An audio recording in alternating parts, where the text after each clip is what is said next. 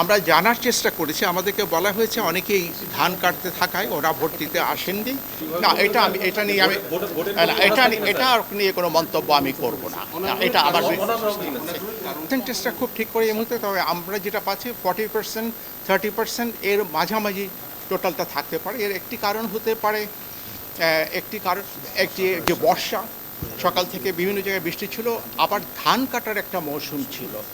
আমরা জানার চেষ্টা করেছি, আমাদেরকে বলা হয়েছে অনেকেই ধান কাটতে থাকায় ওরা ভোট দিতে আসেননি।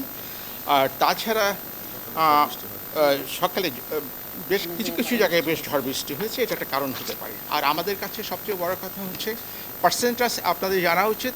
আমাদের যে first pass the post system, যেটাকে মেজরিটেরিয়ান সিস্টেম বলে, এখানে 2% ভোট আর 60% ভোটার বেশি আসলে সেটা অবশ্যই উৎসাহব্যঞ্জক।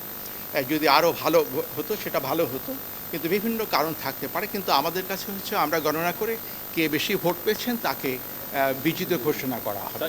না, এটা নিয়ে কোনো মন্তব্য আমি করব না। এটা আমার 1, 2, 3 ঢাকায় জমি জিতে নিন 100% ক্যাশব্যাক সহ 20 কোটি টাকার পুরস্কার। না, এটা বিশ্লেষণ করে কোনো আপনাদেরকে কোনো মতামত ব্যক্ত আমি এই বিষয়ে করব না। এটা আমার বিষয় নয়। আমার বিষয় হচ্ছে ভোট হয়েছে কিনা, ভোটাররা আসছে কিনা, ওরা ভোট দিতে পেরেছেন কিনা, কোথায় কি অনিয়ম হলো।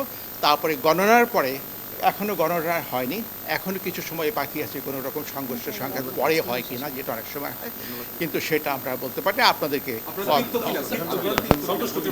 না, এটাও আমি বলবো না। আমরা আমাদের দায়িত্ব পালন করেছি। Thank you.